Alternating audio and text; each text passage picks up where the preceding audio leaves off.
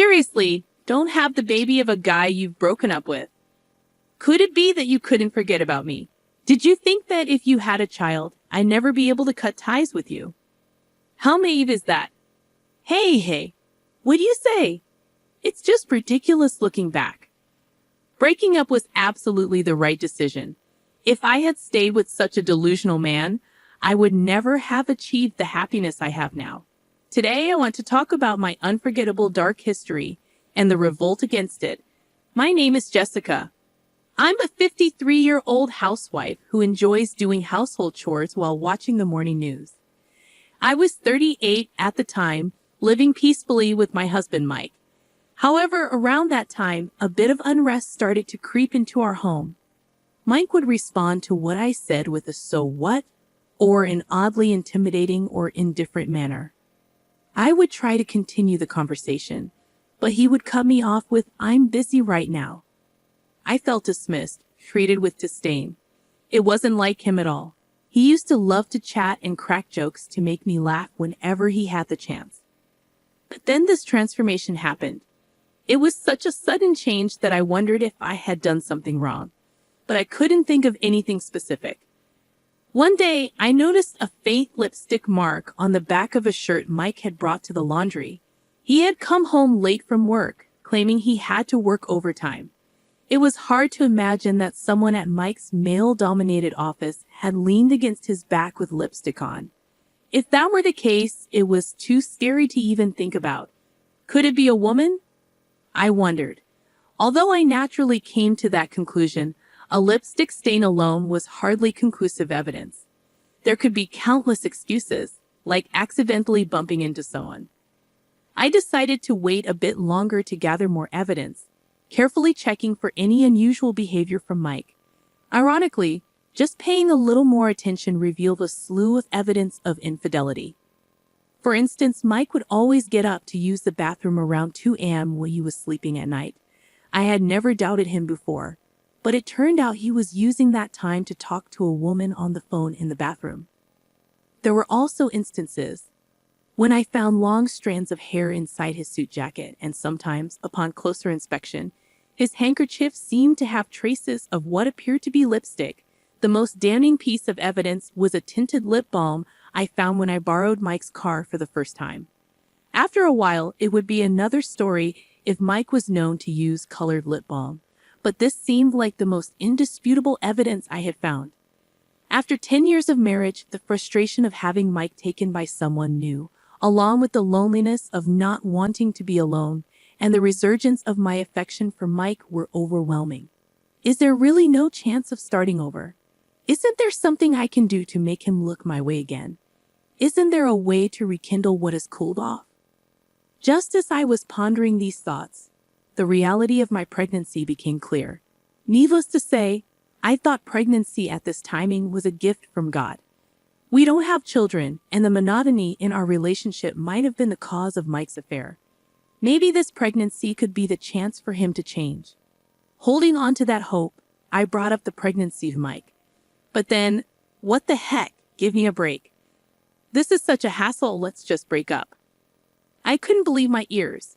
Well, looking back, I think my judgment and expectations were too naive. The likelihood of a man who's cheating coming back is extremely rare. Life isn't like a TV drama where things just work out smoothly. But back then, I truly believed that since we married out of love, we could surely find our way back to each other. Is that really how you're going to say it? It's your child too. Even for the child, it would be better off for a dad like me not to be around. He realized it too, right? Seeing Mike's smirking face made my heart skip a beat. That I'm having an affair, pretending not to know about Mike's affair, and hoping the pregnancy would magically fix everything, it felt like I was being pushed off a cliff at that time. I thought if the affair was brought to light, things would get tense, and Mike would never come back. But that was a misjudgment too. I wanted you to find out and did so much to let you, but you never said a word. I was at my wit's end, waiting for you to say, "This is unthinkable. Let's get a divorce." You really made me go through a lot of trouble. You're kidding, right? I wouldn't bother with such a hassle if it were a lie. I have a cute 24-year-old girlfriend now. A 38-year-old about to get fat from pregnancy. I have no use for you anymore. Here, take this as alimony or whatever, just agree on a divorce, he said. After that, I cried for 3 days and nights. Eventually, when Mike stopped coming home, I found the resolve to divorce. 5 years have passed since then. I was afraid of growing old and being single, but fortunately, I remarried my childhood friend Steve, also a divorcee, and we live modestly with our child, Chloe. Steve had been cheated on by his wife too, a fellow survivor of a messy divorce. Being comrades who share the same pain made life with him very comfortable. On our anniversary, he would book a fancy restaurant every year, and for my birthday, he would get me something slightly expensive. I felt cherished. I hoped these days would continue forever. As we celebrated another anniversary this year, it was supposed to be a delightful dinner at our usual upscale restaurant. Wow, Jessica, is that you? The person who gasped upon seeing my face was Mike. What? Why are you here? I couldn't hide my disgust. What a tragedy. I had accidentally run into Mike coming out of the restroom. What? I'm here for a business dinner. Unlike you, I'm busy. Mike glanced over my shoulder and approached briskly. Wow, so you had the child, huh? The one you were pregnant with when we split. That's gross. Saying that, Mike grabbed the child's hand, looked closely, and began to say outrageous things. Seriously, don't have the child of a guy you've broken up with. Oh, could it be that you couldn't forget about me? Thinking that if you had a child, I'd never be able to cut ties with you. How naive is that? Hey, what do you say? Mike, grinning, seemed to be having a great time, spinning the child around by the hand. The child's face twisted in distress, and he started crying out loud. Daddy, Mommy, help! Some stranger is taking me. There, I'm your daddy, and your mommy's right over there. You're just like her. A stupid child. Just when Mike blurted out those words, suddenly, a man towering over, taller than 6 feet, appeared from behind and forcefully grabbed Mike's arm. Excuse me, but that boy is mine. You know that. Mike's bewildered expression almost made me burst out laughing. Huh, is this guy your new husband, Jessica? I didn't answer Mike's question. I'm not sure what you've been saying, but surely you don't think you can make someone's child cry and get away with it, do you? The tall man said, glaring at Mike. A glimpse of a tattoo peeked out from his arm, and noticing it, Mike instantly turned pale. Wait, Hey, Jessica, tell your husband to stop. Excuse me, that woman is not my wife. What? Confused again, Mike glanced back and forth between me, the man, and the screaming child. What? Then who is this child? Before he knew it, Mike's arms were bound by the man. This man is a lunatic repeating nonsense. Someone call the staff. There's a man here harming a child. The man's outcry stirred the restaurant. What a day this turned out to be on such an important anniversary. With a smirk, I thought to myself, it turned out to be quite a memorable day, although unexpectedly. Waiter, over here.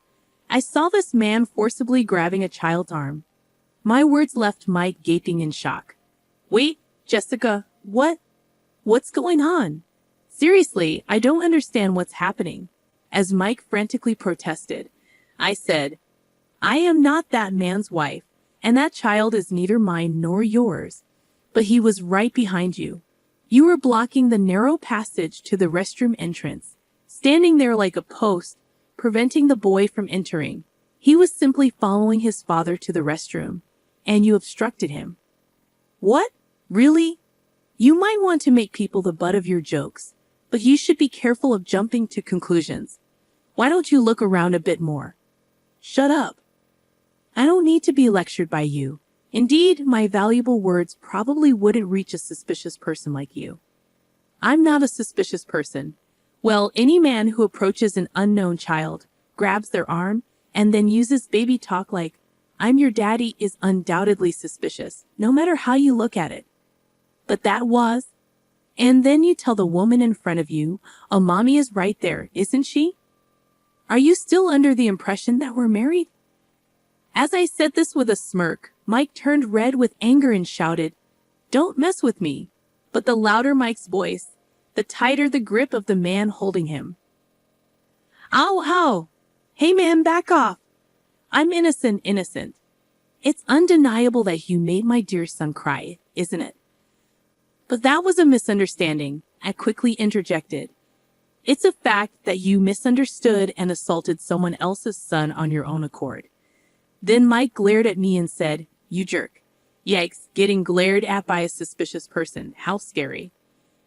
I responded sarcastically, with a hint of mock fear in my voice. This seemed to irritate Mike even more, and he began to struggle wildly against the man restraining him. "Thinking you and I are still a couple, huh? Or could it be you haven't forgotten about me?" I taunted him with the same accusation he had thrown at me earlier. Predictably, Mike got angry, and sensing the danger, the tall man quickly pinned him to the floor.